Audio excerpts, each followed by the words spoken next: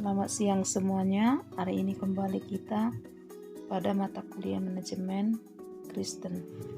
Hari ini kita masuk dalam pertemuan ke-9 materi di pertemuan minggu lalu. Temanya adalah hak umat Kristen. Sebagai umat yang berstatus beragama Kristen memiliki hak. Hak dimaksud didapat dari gereja tempat di mana seseorang umat Kristen tersebut dibina atau bernaung. Hak sebagai umat Kristen juga berbeda sesuai dengan status yang dimiliki di dalam gereja. Umat Kristen yang berada dalam gereja terdiri dari dua status. Pertama, jemaat terdaftar atau masih aktif di dalam gereja. Kedua, status sebagai tamu, kehadirannya hanya dalam waktu tertentu saja. Hak jemaat yang aktif atau terdaftar gereja GPD tempat ibadah yang saya layani. Pertama, menerima pelayanan di ibadah di gereja. Kedua, menerima pelayanan rohani bagi jemaat yang mau dibaptis. Ketiga, menerima pelayanan pemberkatan anak dalam acara penyerahan anak di gereja Protestan disebut pembaptisan anak. Keempat, menerima pelayanan pemberkatan dan dana sosial dari jemaat dalam acara pernikahan. Kelima, menerima pelayanan sakramen dari pemimpin gereja dan dana sosial dari jemaat di acara kemalangan. Keenam, menerima kunjungan dari pimpinan gereja ketika jemaat dalam keadaan sakit, melahirkan, atau acara berduka dan lain-lain. Sekarang kita masuk dalam pertemuan 10. Topiknya tentang kewajiban umat Kristen.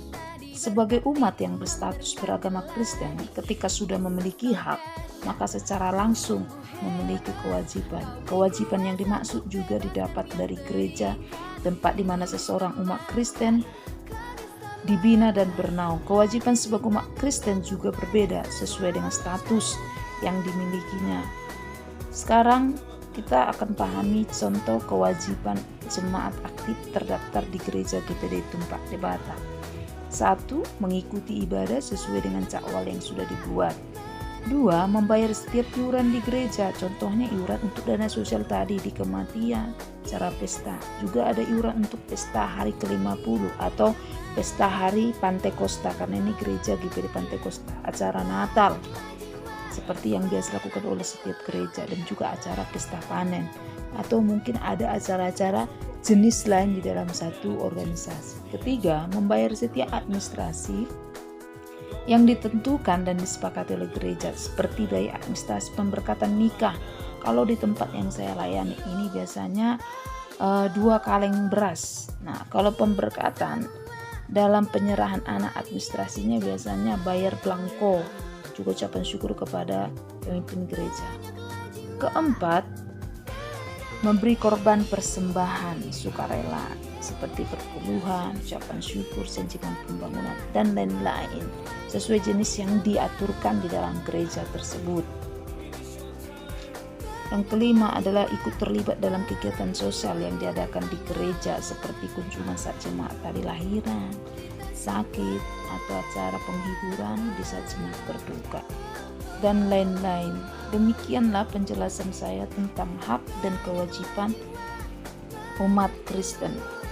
Hak dan kewajiban yang saya jelaskan di sini itu adalah hak dan kewajiban yang berlaku di gereja GPD tempat ibadah.